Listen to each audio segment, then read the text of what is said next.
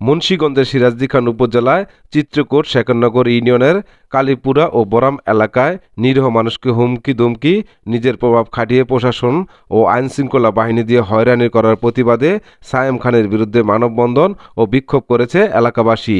দুপুরে শেখরনগর বরাম বাজার এলাকায় ঘণ্টাব্যাপী এই মানববন্ধন কর্মসূচি করেন চিত্রকূট শেখরনগর এলাকার সকল শ্রেণীর জনসাধারণ। মানববন্ধনে এলাকাবাসী বলেন, কালীপুর গ্রামের রশিদ খানের ছেলে সায়েম খান তার প্রভাব খাটিয়ে প্রশাসন ও আইনশৃঙ্খলা বাহিনী দিয়ে নিরীহ মানুষদের মামলা হামলার হয়রানি করে আসছে। সায়েম খানের কথা না শুনলে মিথ্যা মামলা দিয়ে সাধারণ মানুষকে হয়রানি করেন।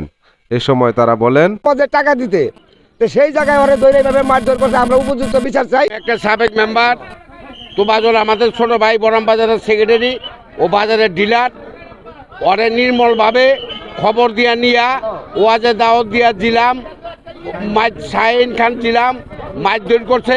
বেঁচে আছে এই আল্লাহ পাকের ইচ্ছা, কিন্তু বেঁচে থাকার মতো না।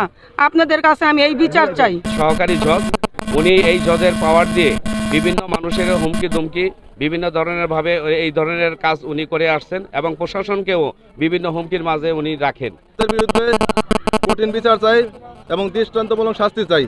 কমিটির সাধারণ সম্পাদক তোবাজ্জল দেওয়ানকে মারধর করে, এই মারধরের অভিযোগ থেকে বাঁচার জন্য কালীপুর গ্রামবাসী এবং ঝিলাম যে নিজেকে ছিলাম শুনতেছি যে বাবরতি রবি যে বলতেছে একজন লোক মেরে ফেলে রাখছে ওখানে।